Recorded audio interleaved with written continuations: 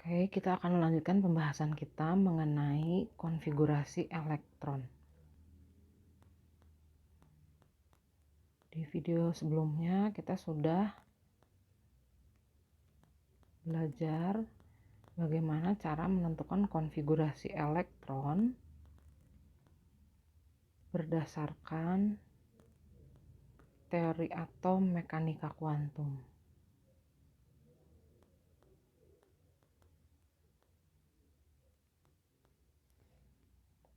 Oke, seperti kita ketahui, pengisian elektron sekarang tidak hanya dinyatakan di dalam kulit, tapi udah ada yang lebih khusus lagi. Kita bisa mengisikan elektron di dalam subkulit, dan di dalam subkulit nanti kita mengisikan elektron pada diagram orbital, atau pada, artinya sebenarnya adalah daerah dengan kemungkinan terbesar ditemukannya elektron, disebut orbital, dilambangkan dengan kotak. Nah, di dalam orbital, elektron itu diisikan dengan arah rotasi tertentu. Rotasi searah jarum jam, rotasi berlawanan arah dengan jarum jam. Nah, keseluruhan aturan ini mematuhi aturan Aufbau, yaitu menyatakan bahwa pengisian elektron itu harus dimulai dari tingkat kulit terendah.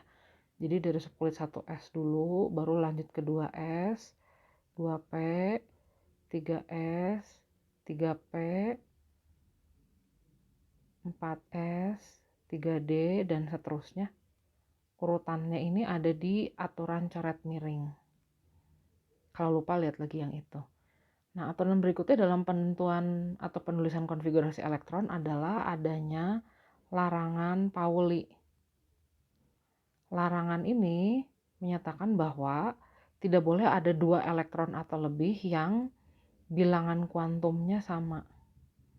Jadi bilangan kuantum setiap elektron itu pasti berbeda. Tidak boleh seluruhnya sama. Nah, apa itu bilangan kuantum? Nanti akan dijelaskan di video berikutnya. Nah, intinya pengisian elektron dalam konfigurasi itu jadi akan bentuknya seperti ini. Kalau untuk unsur neon dengan nomor atom 10, kita akan mengisi dulu subkulit 1S. Subkulit 1S punya satu orbital, maksimal bisa diisi 2, dituliskan seperti itu. Subkulit 2S punya satu orbital juga, bisa diisi 2 elektron. Kemudian subkulit 2P ini punya 3 orbital. Nah, pengisian elektronnya itu sesuai dengan aturan larangan Pauli harus dimulai dari setengah penuh seperti ini dulu, baru kemudian balik lagi. Jadi subkulit 2P-nya berisi 6 elektron. Nah, bagaimana kalau kita punya unsur bernomor atom 11, natrium? Konfigurasi elektronnya tentu begini. Nah, baru lanjut ke 3S1.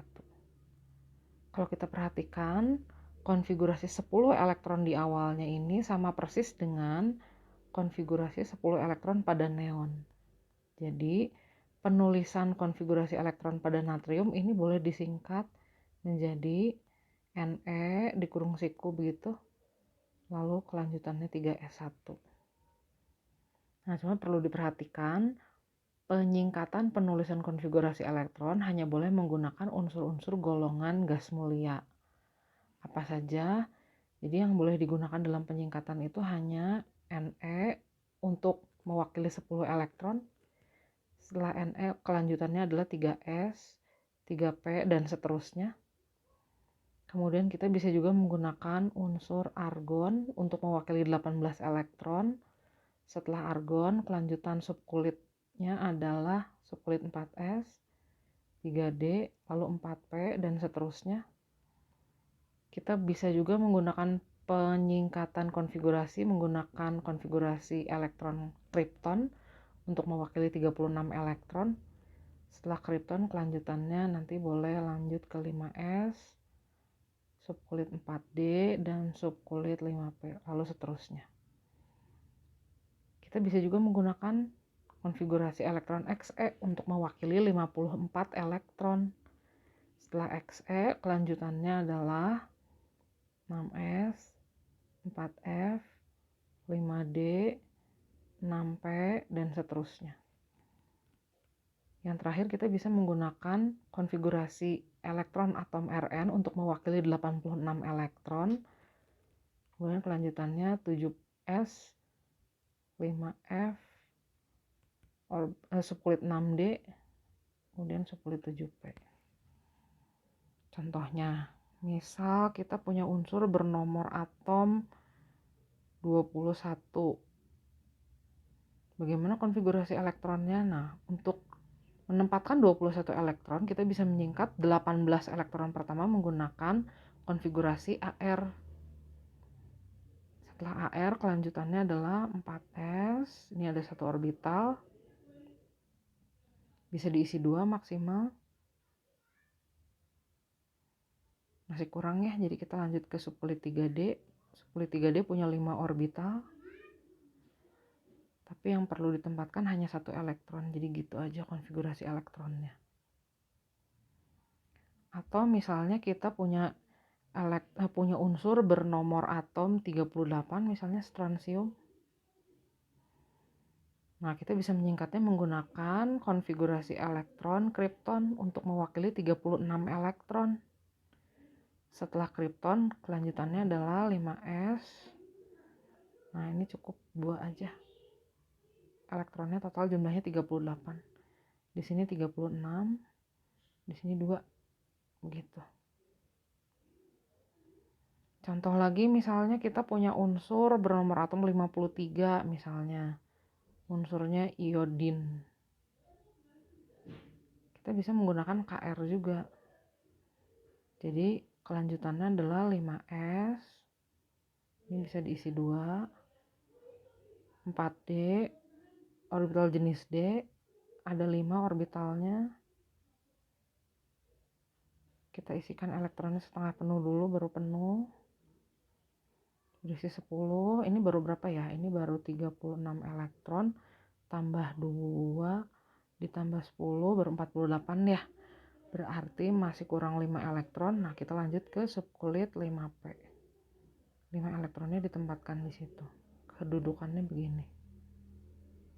4, 5, gitu.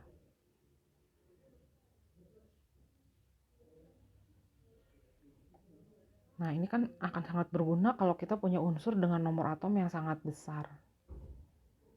Misalkan lagi kita punya unsur bernomor atom, oh ya, untuk unsur-unsur tertentu atau unsur-unsur yang disebut unsur transisi dalam, jadi dia nomor atomnya nomor atom tertentu.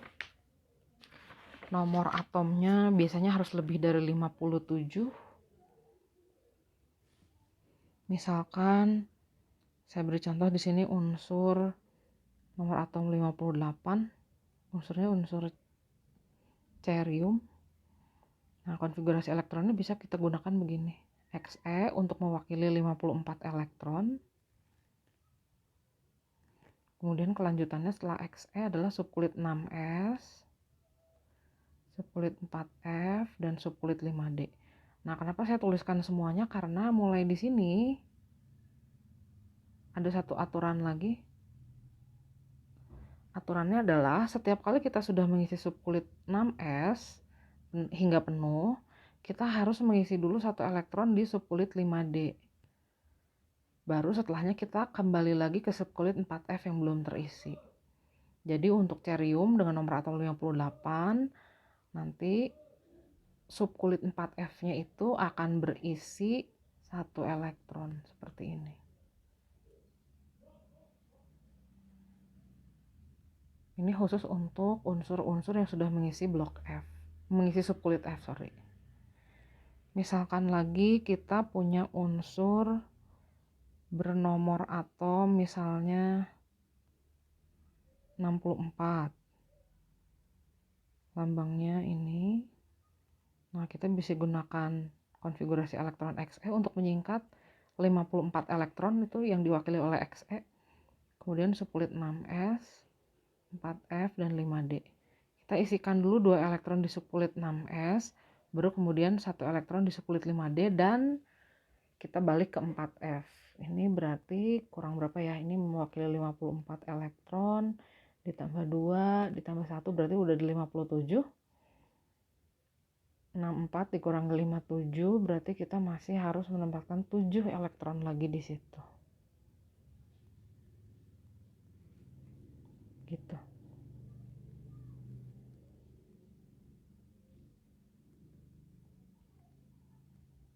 Oke. Nah, bagaimana kalau kita punya unsur bernomor atom misalnya 97 berkelium. Nah, kita bisa menggunakan konfigurasi elektron Rn untuk mewakili 86 buah elektron. Setelah Rn, urutan subkulitnya adalah 7s, 5f, dan 6d. Nah, ini juga sama, setelah kita mengisi penuh subkulit 7s, kita wajib mengisi 1 elektron dulu di subkulit 6d-nya. Baru kemudian kita kembali ke subkulit 5f-nya. Nah, ini kalau dihitung elektron yang belum ditempatkannya 8. Jadi isi subkulit 5f-nya 8. Oke. Di video ini kita belajar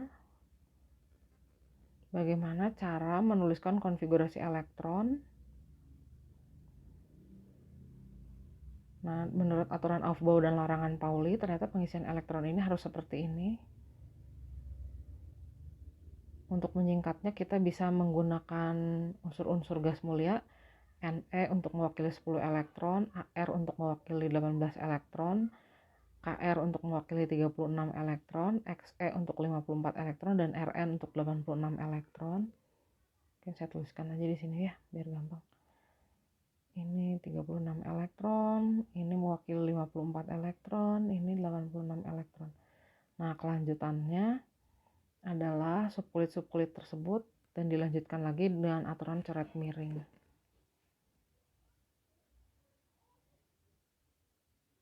Nah, selain larangan Pauli dan aturan Aufbau, pengisian elektron juga harus memenuhi aturan Hund. Ini yang menyatakan bahwa konfigurasi elektron yang stabil itu adalah konfigurasi elektron yang penuh dan setengah penuh. Kestabilan orbital yang penuh dan setengah penuh. Nah, ini menyebabkan akan terjadi penata ulangan pada beberapa konfigurasi elektron. Penata ulangan konfigurasi elektron atau electron rearrangement. Nah, ini hanya terjadi pada unsur-unsur tertentu saja, yaitu unsur kromium, unsur kuprum, molybdenum, dan argentum atau perak. Nah, di mana letak penata ulangannya kita lihat. Konfigurasi elektron kromium, kalau kita singkat, penulisannya adalah seperti ini. Ar mewakili 18 elektron, kemudian ditambah 1 elektron, ini harusnya 2 ya. 2 elektron di subkulit 4s dan 4 elektron di subkulit 3D. Kalau kita gambarkan diagram orbitalnya adalah seperti ini. Subkulit 4s-nya full, subkulit 3D-nya hanya berisi 4 elektron. Nah, menurut aturan Hund atau konfigurasi penuh dan setengah penuh, keadaan seperti ini adalah keadaan yang tidak stabil. Jadi khusus untuk unsur-unsur yang mengisi subkulit S dan D di orbital-orbital terakhirnya, di sini akan dapat terjadi penata ulangan. Yang terjadi adalah nanti 1 elektron dari subkulit 4s itu boleh berpindah ke orbital kosong dari subkulit 3D-nya. Jadi nanti dia akan berpindah ke sini. Oke, seperti itu. Konfigurasi seperti ini lebih disukai karena seluruh orbital terisi setengah penuh atau terisi 1 elektron saja. Jadi konfigurasi elektronnya nanti akan menjadi begini. Yang seperti ini lebih disukai. Gitu. Sama halnya dengan kuprum. Kuprum juga kalau kita tuliskan konfigurasi elektronnya, ini adalah 4s2 3d 9. Kalau kita gambarkan konfigurasi elektronnya begini, subkulit 4s-nya full. Subkulit 3d-nya ternyata kurang 1 elektron saja untuk menjadi penuh. Nah, khusus untuk unsur-unsur yang elektron terakhirnya ada di subkulit S dan D, ini bisa terjadi penata ulangan elektron. Elektron dari subkulit 4s itu bisa berpindah ke subkulit 3D yang masih setengah penuh. Sehingga nanti yang terjadi adalah elektronnya pindah ke sini. Nah, konfigurasi yang seperti ini lebih disukai karena lebih stabil. Jadi nanti konfigurasi elektronnya akan menjadi ini isinya 1, ini isinya 10, seperti itu. Oke.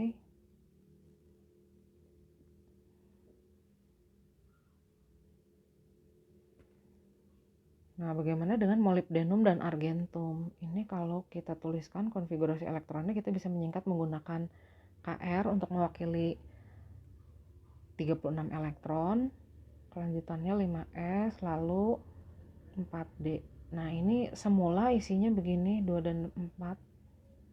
Kalau digambarkan seperti tadi, subkulit 4d-nya kurang 1 elektron supaya full.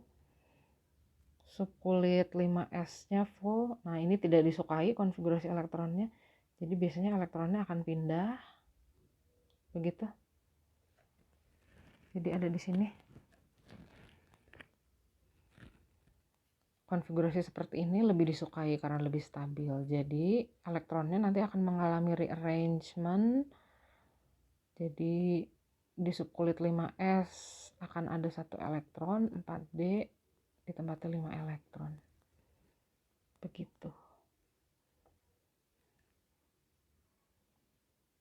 Terakhir untuk argentum. Ini juga akan terjadi hal yang sama.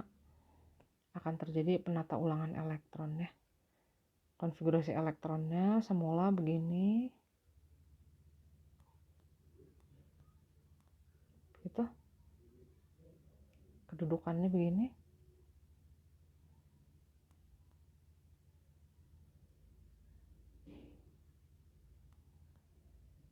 Ini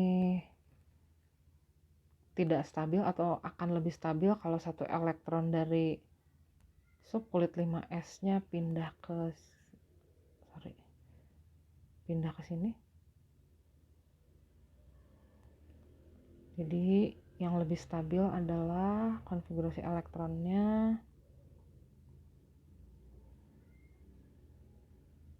5s-nya 1, 4d-nya 10. Begitu. Nah, ini tidak terjadi pada semua unsur. Ini terjadi pada unsur-unsur yang elektron terakhirnya ada di subkulit S dan D saja biasanya. Atau praktisnya ini hanya terjadi pada Cr, Cu, Mo, dan Ag. Tidak semua unsur bisa mengalami penata ulangan elektron.